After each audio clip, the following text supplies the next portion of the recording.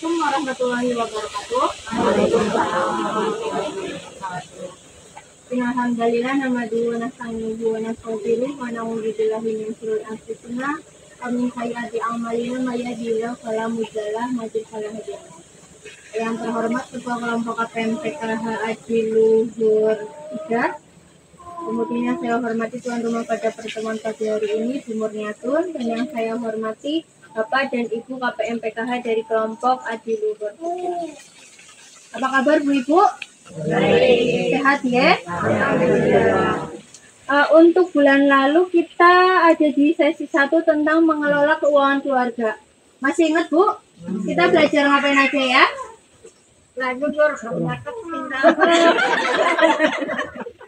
Ya, jadi bulan lalu pertemuan lalu itu kita sudah belajar tentang cara membuat anggaran keluarga. Ya Bu, yang isinya yaitu ada jumlah rata-rata pendapatan dan pengeluaran. Kemudian juga menentukan prioritas antara kebutuhan dan keinginan. Yang diutamakan kebutuhan atau keinginannya? Kebutuhannya. Kemudian setelah itu kan kita juga belajar tentang cara mengendalikan anggaran. Yang pertama dengan sistem amplop dan yang kedua dengan membuat catatan kas harian. Ya, jadi ada dua ya Bu. Yang pertama tadi ada sistem amplop, yang kedua ya, membuat catatan kas harian. Nah, kendalanya apa Bu kemarin dari PR yang sudah Ibu kerjakan? Ada kendala? Mungkin kendalanya karena masih itu ya Bu, masih tingginya pengeluaran, masih lebih banyaknya pengeluaran dibandingkan dengan pendapatan. Karena bulan lalu kita sudah belajar tentang mengelola keuangan keluarga, bulan ini kita belajar tentang cermat meminjam dan menabung.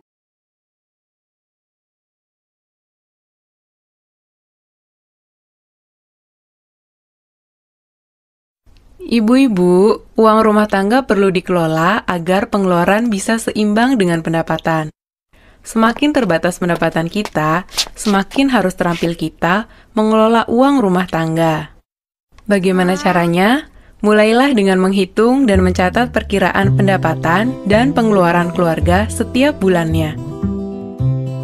Kemudian tentukan pengeluaran apa yang termasuk kebutuhan dan apa yang termasuk keinginan. Kurangi, tunda, atau kalau perlu, batalkan keinginan agar pendapatan bisa seimbang dengan pengeluaran. Selanjutnya, buatlah anggaran bulanan, yaitu rencana pengeluaran yang seimbang jumlahnya dengan perkiraan pendapatan dalam 1 bulan. Utamakan pengeluaran yang merupakan kebutuhan. Seringkali beberapa anggota keluarga perlu uang secara bersamaan untuk kebutuhan yang berbeda. Bicarakan dan sepakatilah bersama kebutuhan yang harus didahulukan. Dan terakhir, gunakan uang sesuai dengan anggaran yang sudah dibuat. Kita bisa memakai sistem amplop dan membuat catatan kas harian untuk mengendalikan pengeluaran. Nah, ibu-ibu, bagaimana? Mudah kan? Saat ini kita akan bermain tentang, atau judulnya permainannya adalah si kambing. Ini kambing gimana Bu? Itu ya.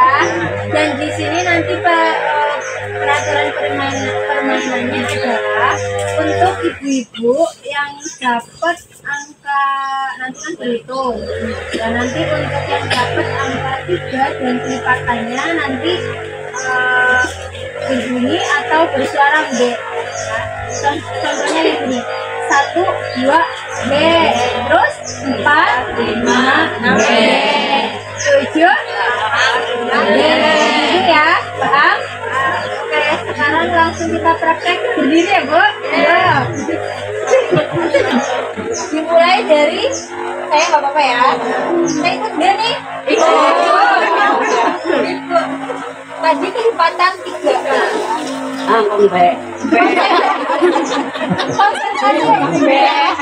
Konsentrasi ya. Kita mulai dua yang keras dulu ya. 1, 2, 4, 5, 7, 8, 10, 11,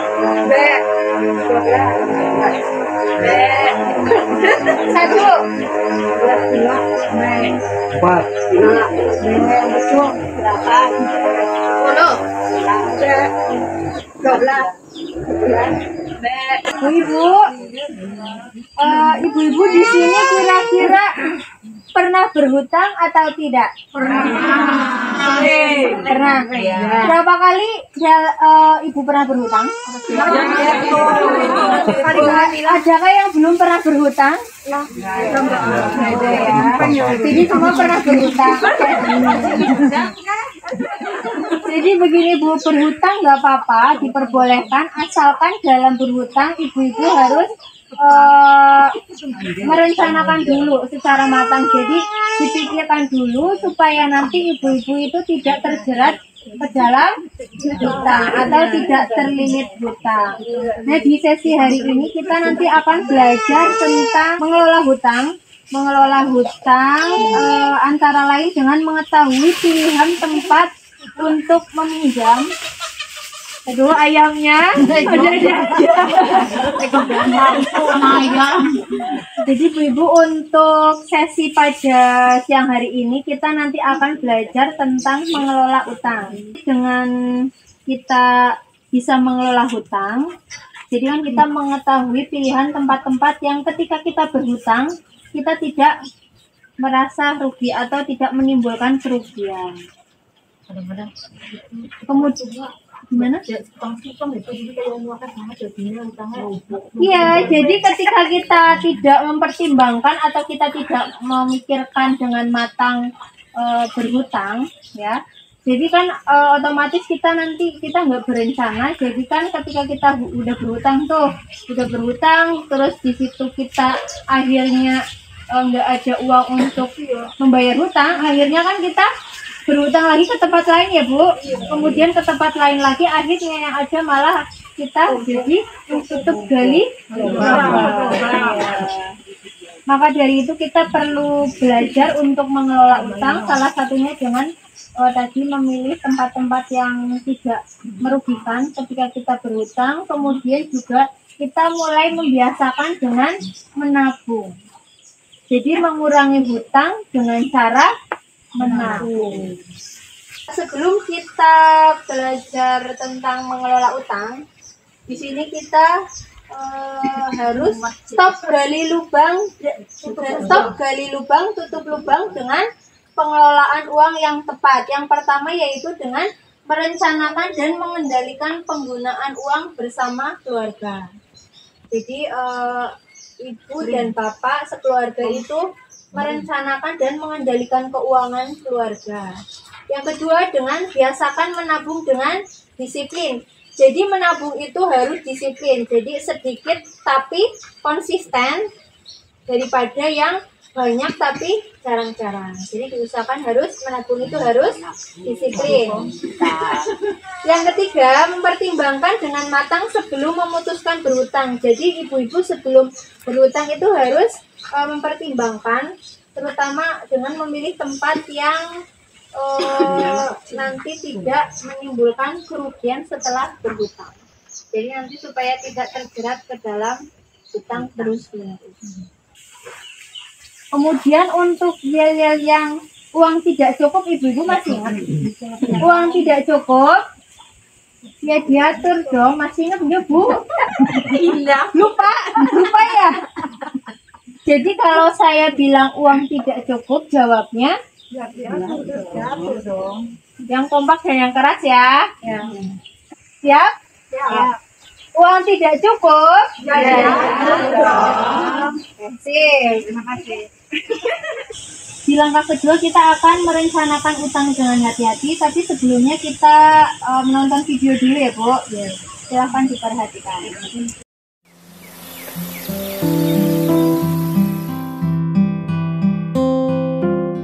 Untung saja kita punya kartu jam Kesmas ya Nak. Jadi biaya rumah sakit bisa gratis. Ada obat tambahan yang tidak ditanggung Jamkesmas, Bu. Harus kita tebus sendiri.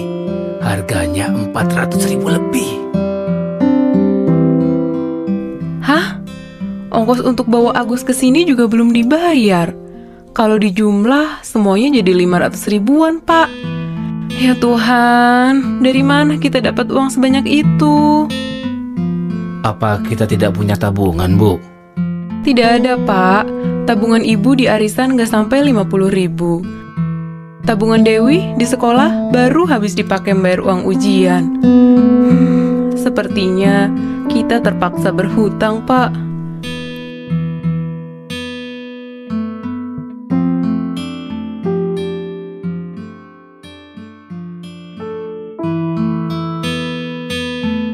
Ibu menyesal pinjam uang ke Bu Raiba. Utang kita yang 500 ribu udah ibu bayar 100 ribu bulan lalu. Tapi kita masih harus store 500 ribu lagi dalam 5 bulan ini. Padahal waktu menyerahkan uangnya, Bu Raiba sudah langsung memotong 50 ribu. Utang kita jadi banyak sekali, Pak. Itu pasti Pak Ceti, Pak. Dia pasti mau nagih utang juga. Berapa utang kita ke Pak Ceti? Cuma 100 ribu, Pak, untuk bayar cicilan utang ke Bu Raiba. Tapi harus lunas dalam 7 minggu. Dan ibu harus store 20 ribu setiap minggunya. Ibu belum bayar minggu lalu. Sekarang Pak Ceti udah datang lagi. Bu Lili, mana uangnya? 40 ribu. Masalah yang sedang dialami sama Bu Lili dan keluarga. Terlilit hutang ya. Ya jadi kan kalau kita memang tidak rutin menabung, akibatnya kan ya kita nggak punya simpanan. Jadi ketika utang itu tidak dikendalikan, itu nanti khawatirnya akan membawa masalah yang besar. Itu tadi dengan kalau kita terlilit hutang malah jadinya kan bukannya masalah itu berkurang, malah jadi bertambah.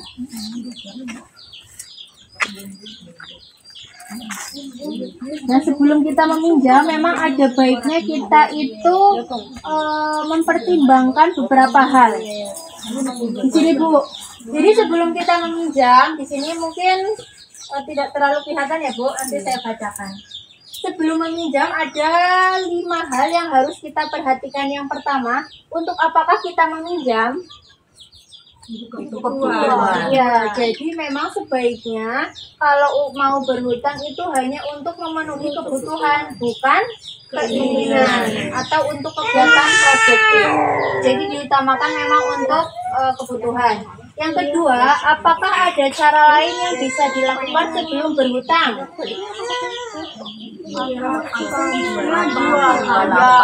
Kalau ada yang dijual, ya bisa juga dengan menggunakan tabungan atau aset lain. Contoh tadi aset lain bisa dengan tadi menjual ayam ya bisa. Terus yang ketiga padi juga bisa. Jadi aset yang sekiranya bisa kita jual. Kalau bagi ibu mungkin tadi ibu ayam, mungkin juga hasil panen seperti sayur ataupun padi. Kemudian yang ketiga, berapa besar kita perlu meminjam? Berapa besar kita perlu meminjam itu sebaiknya disesuaikan dengan jumlah pinjaman dengan kemampuan kita untuk membayarnya. Jadi hitunglah berdasarkan jumlah pendapatan kita. Jadi ketika kita mau meminjam ya diusahakan sesuai dengan kemampuan kita. Misal kita memang mungkin pendapatan ibu-ibu misal 1 bulannya kalau di rata-rata misal 1 juta ya Bu. Nah jadi ketika kita mau meminjam ya diusahakan juga dengan mempertimbangkan pendapatan yang kita dapatkan selama sebulan. Iya, jadi kan karena penghasilannya musiman ya Bu, musiman dan nggak tentu, kadang bisa 1 juta mungkin kalau pas musim panen. Kalau pas musim setelah panen mungkin nggak sampai ya Bu ya. Kemudian yang keempat, bagaimanakah kita dapat membayar kembali pinjaman? Di sini bisa dengan sesuaikan waktu pengembalian pinjaman dengan pola pendapatan kita. Karena pola pendapatan kita bisa aja tetap, ada juga yang tidak tetap atau bahkan musiman. Jadi ketika kita berhutang tetap disesuaikan dengan pendapatan yang kita punya.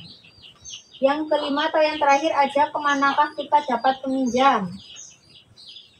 Kita perlu membandingkan Ibu tempat-tempat meminjam yang ada dan carilah tempat meminjam yang total pengembaliannya itu paling murah. Jadi yang bunganya itu tidak terlalu tinggi. Tadi kan kita sudah menyimak video ya Bu, di mana di situ ternyata Bu Lili ada masalah tentang keuangan. Nah sekarang kita akan mencoba untuk membantu Bu Lili dalam mengelola utang, yaitu dengan kita nanti ada lembar cerita 2A yang judulnya adalah menghitung mahal murahnya hutang. Jadi nanti kita bagi ke dalam 4 kelompok ya Bu ya. 4 kelompok yang berarti nanti ini satu kelompok ada 4 sampai 3 atau 4 orang. Nah ini nanti kelompok 1. Siapa? Nanti ibu-ibu silakan mendiskusikan dari permasalahan Bu Lili ya Bu. Kira-kira Bu Lili boleh apa enggak sih meminjam? Silakan didiskusikan. Kemudian nanti dilanjutkan dengan latihan yang sudah tadi saya bagikan. Ya jadi nanti kita berlatih ya Bu. Nanti masing-masing kelompok secara bergilir membacakan pertanyaan. Kemudian setelah itu silakan didiskusikan dengan kelompoknya masing-masing, terus nanti hasilnya juga disampaikan ya. Terus nanti saya beri waktu 10 menit ya Bu Ibu untuk mengerjakan. Cukup ya? Cukup. Oke. Ya silakan mengerjakan. Diskusinya sudah cukup Bu Ibu, sudah selesai. Nah sekarang hasil dari diskusinya kita tempel di tembok ya Bu. Ya. Berjejer. Ya, bisa dimulai monggo Bu.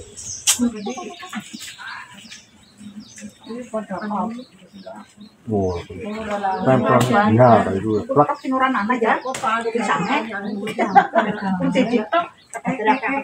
Kita ulangi ya Bu ya. Jadi dari keempat ini, di sini itu nanti pengembaliannya 600.000 dengan jangka waktunya adalah 10 bulan dan harus punya sertifikat. Sedangkan Bu Lili nggak punya ya.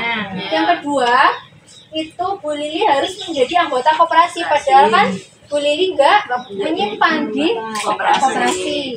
Terus selama pengembaliannya 12 bulan dan total pengembaliannya adalah 540, berarti lebih sedikit. Kalau yang ketiga tidak ada syaratnya, tapi lama pengembaliannya adalah 20 hari. Dan yang dikembalikan adalah 600.000. Berarti antara nomor 2 sama nomor 3 mendingan mana? Nomor 2 ya tetap. Jadi antara 1 sama 2 mending 2. Antara 2 dan 3 mending 2. Sekarang yang keempat. Kalau yang keempat, Ibu Lili itu harus memiliki, syaratnya harus memiliki tabungan. Nah Bu Lili kan di sini memang tabungannya kurang dari setengah. Tapi atas kebaikan para anggota arisan yang lain, akhirnya Bu Lili diperbolehkan untuk berhutang atau meminjam. Nah di sini kan berarti syaratnya terpenuhi, kemudian lama pengembaliannya tadi 4 bulan. Dan yang dikembalikan sebesar 550.000. Jadi antara yang nomor 2 dengan yang nomor 4, mendingan yang mana Bu? Nomor 4. Nomor 4 karena di sini ya Bu tidak ada diperbolehkan ya, diperbolehkan meminjam. Terus juga jangka waktunya adalah 4 bulan. Kalau 4 bulan kan berarti kira-kira Pak Rusli udah dapet gajian ya.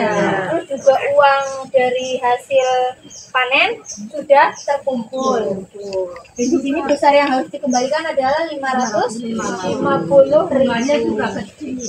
Ya. Bu Lili itu berhutang sebetulnya lebih baik berhutang ke koperasi yang bunganya kecil. Tapi karena Bu Lili tidak memenuhi persyaratan, jadi kan mau nggak mau Bu Lili harus pinjam ke yang kelompok arisan. Ya, jadi memang akhirnya kalau kita membantu Bu Lili untuk mengatasi masalahnya, atau kita membantu Bu Lili dalam mengelola utang, Bu Lili sebaiknya berhutang ke kelompok arisan. Ya. Jadi memang pinjaman itu harus disesuaikan dengan jumlah pendapatan. Nah, di sini tadi disesuaikan dengan dari lamanya Bu Lili dan Pak Rusli bekerja, sehingga dalam 4 bulan sudah bisa mengembalikan pinjamannya.